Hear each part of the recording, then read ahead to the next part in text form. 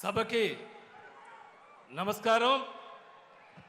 గాంధీజీ కలలుగన్న గ్రామ స్వరాజ్యం, doctor BR Ambedkar గారు కలలుగన్న సమాజం, శ్రీశ్రీ వంటి కవులు కలలుగన్నటువంటి మరో ప్రపంచం.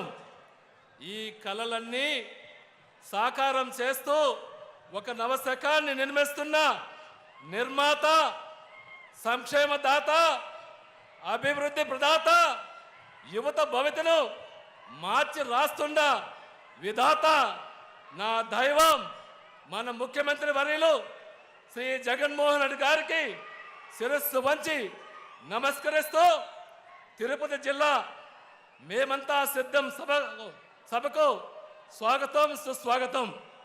అలాగే వేదికను అలంకరించిన పెద్దలందరికీ నమస్కరిస్తూ, మీడియా మిత్రులకి నమస్కరిస్తూ, ఈరోజు ఇక్కడికి వచ్చిన జనాన్ని చూస్తుంటే ఒక మాట గుర్తుకు వస్తుంది.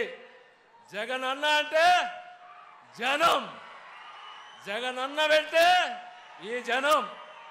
ఆయన పిలుపు ఒక ప్రభంజనం, ఆయన పేరే ఒక నినాదం. సోదరులారా, మన జగన్ నినాదంతో ఈ దిక్కులు పిక్కటిలాలి, శత్రువుల గుండెల్లో భూకంపం పుట్టాలి. నాతో గొంతు కలిపి ఒక్కసారి జై జగన్, జై జగన్. సార్, ఒక పేద దళిత కుటుంబంలో పుట్టి సాధారణ ప్రభుత్వ ఉద్యోగినైన నన్ను 2 సార్లు ఎమ్మెల్యేని చేశారు. ఇప్పుడు 3వసారి మీ సైనికుడిగా నన్ను పోటీలో నిలిపారు. అందుకు మీకు శిరస్సు వంచి ధన్యవాదాలు తెలియజేస్తున్నా. సార్, మా ఎస్సీలు, ఎస్టీలు, బీసీలు, మైనారిటీలకు ఏ వలలో, మేకలో, మగ్గాలో ఇచ్చి మిమ్మల్ని ఉద్ధరించామని గొప్పగా చెప్పుకున్న పాలకులను చూసాం.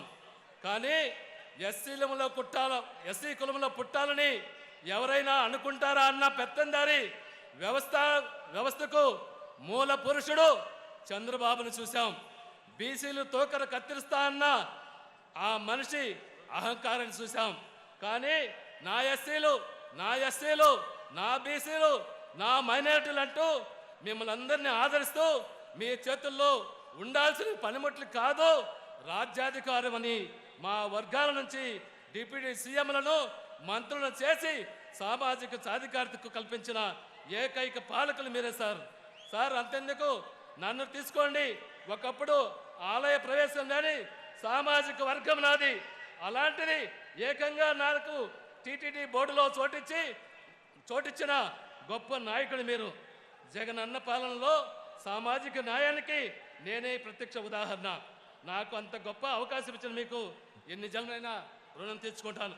సార్, మా నియోజకవర్గంలో మన ప్రభుత్వ హయాంలో మీ సారథ్యంలో సుమారు 1400 కోట్ల రూపాయలతో అభివృద్ధి కార్యక్రమాలు, 2400 కోట్ల రూపాయలు డీబీటీ ద్వారా, నాన్ డీబీటీ ద్వారా సంక్షేమ ఫలాలు అందించిన ఘనత మీకే దక్కింది. అందుకే ఈ సూలూరుపేట నియోజక ప్రజలందరూ మిమ్మల్ని ఎప్పుడు కూడా రుణపడి ఉంటారని ఈ సందర్భంగా తెలియజేస్తున్నారు. సార్, నాదొక చిన్న విన్నపం సార్. జూన్ 2024లో మళ్ళీ 2వసారిగా ముఖ్యమంత్రిగా ప్రమాణం చేయబోతున్నాను. మీరు చేసిన తర్వాత ఈ ప్రాంతంలో భూగర్భ జలాలు పెరిగేందుకు స్వర్ణముఖ నదిలో సబ్సర్ఫేస్ డ్యాములు, నాయుడుపేట నడిబొడ్డులో పోతున్న విన్నవాళ్ళు కాలువ అధికరణ, చెంబేడు రిజర్వాయర్ తడలో మత్స్యకార సోదరులకి మరి ఆశ్రమ పాఠశాల, అదేవిధంగా ఎస్సీ ఎస్టీలకి ఆశ్రమ పాఠశాలని నిర్మించాల్సిందిగా మేము కోరుకుంటున్నాం సార్. అలాగే ఇక్కడికి చేసిన 7 నియోజకవర్గాల ప్రజలందరికీ, నాయకులకు సభాముఖంగా నా విన్నపం, వంచన చేసే చంద్రబాబు పార్టీకి శాశ్వత సమాధి కట్టి మంచి చేసే జగనన్న ప్రభుత్వాన్ని తెచ్చుకుందాం. తిరుపతి జిల్లాలోని 7 నియోజకవర్గాలు అలాగే పార్లమెంట్ స్థానాన్ని గెలిపించి జగనన్నకి గిఫ్ట్గా ఇచ్చి 175కు 175 అనే జగనన్న టార్గెట్కి భాగస్వాములు అయ్యేదనుకో మీరు సిద్ధమా?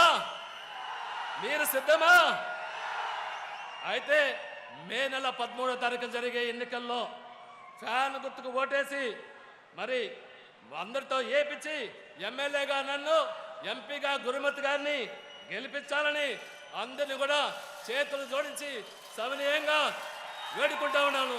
జై హింద్, జై జగన్, జై జగనన్న, జై జగనన్న.